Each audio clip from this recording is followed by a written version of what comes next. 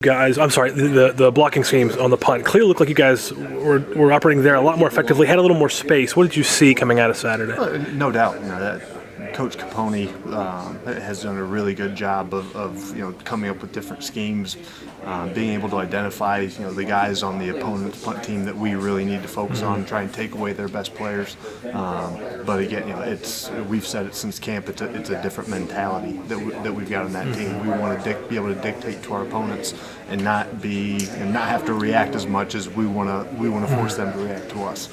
We put a huge emphasis on it, and I thought we had two opportunities where we had a lot of space, and then the one where the targeting on Marcus. If we block one guy, then we've got a ton of space on that. So we need to continue to get better. We've shown improvement through the first 2 weeks, but things aren't going to get any easier for us as we get next week and into the Big 12 season. Things are just going to get more difficult. Yeah, well, what's your take on balancing, wanting Marcus to catch the ball and be aggressive with it versus you really have to understand the situation and not making a mistake, and a fair catch is not necessarily a bad play.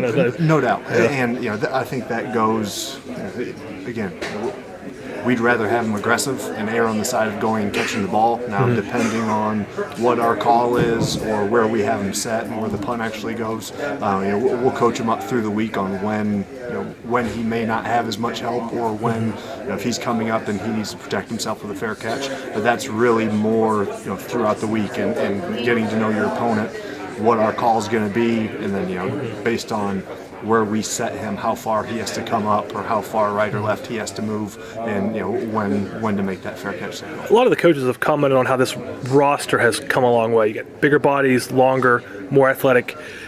That should translate as well to helping you guys, especially on special teams, with depth. Is that part of the reason why you think it's gotten better, or has it been technique, or what's the insight on that? I think it's both, and we said as a staff, day one of camp, and we've continued to push this philosophy. We're going to improve on special teams by two things, and that's getting our best personnel out in the field, and then paying attention to detail and coaching scheme and coaching technique and coaching effort.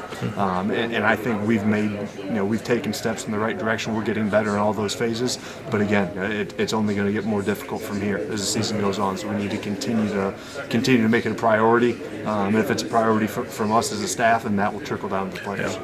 Your thoughts on kickoffs? Some placements were a bit off here and there. Kind of give me your overall take on that. Looking back on it on Saturday night and Sunday wasn't as bad as I initially thought from up in the box. I was pretty frustrated after the game, but again, we need to be more consistent, and we can't kick the ball out of bounds. We need to have faith in let those other 10 guys on the field go to work. And when we did have those opportunities, we had a ton of improvement. We made some personnel changes and moved some guys into different spots, which I think we looked a lot better.